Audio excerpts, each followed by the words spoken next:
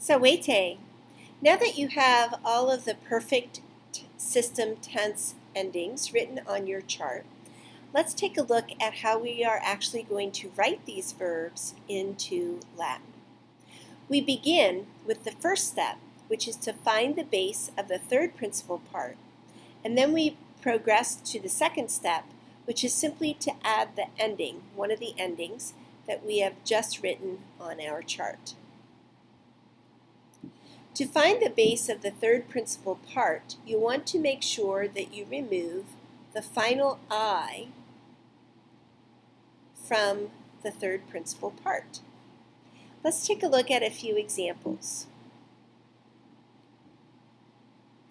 Here we have the verb amo, amara, amawi, amatum.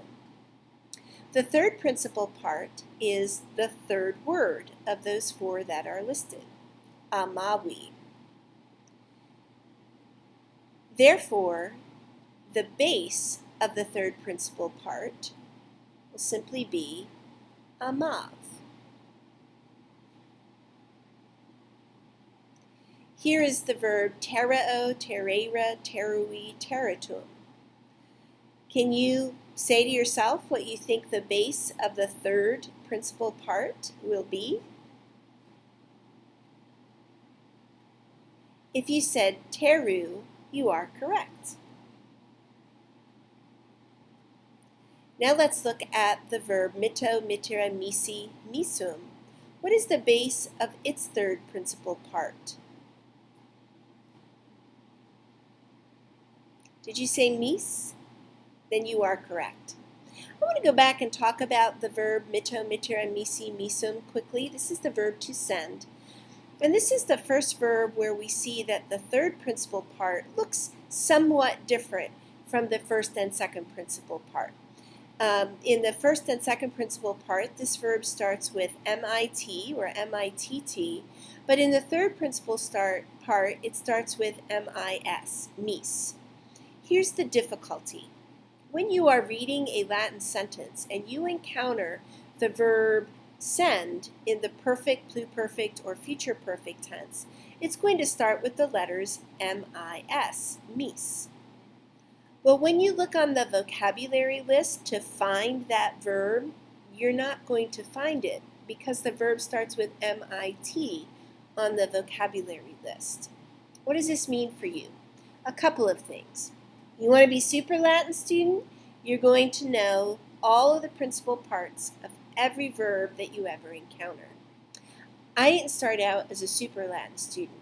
So here was what I did when I encountered verbs where the third principal part looked different from the first and second principal part.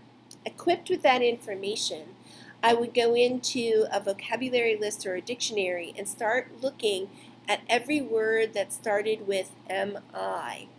And examine their third principal parts until I found the one that had the same third principal part that I was looking at.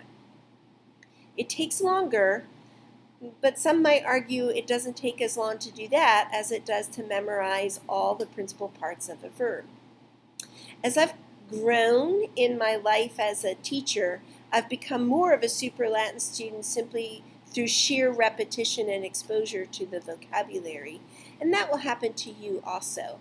But for the time being, if you're not going to memorize the principal parts, it's important to be able to understand that if you need to find the meaning of misi from a Latin text on your vocabulary list, you have to look at all the words that start with mi and see if you can find one that has a third principal part that is the same. I think you get the idea of how to write the base of a third principal part, so why don't you go through and see if you can answer a few questions about doing just that.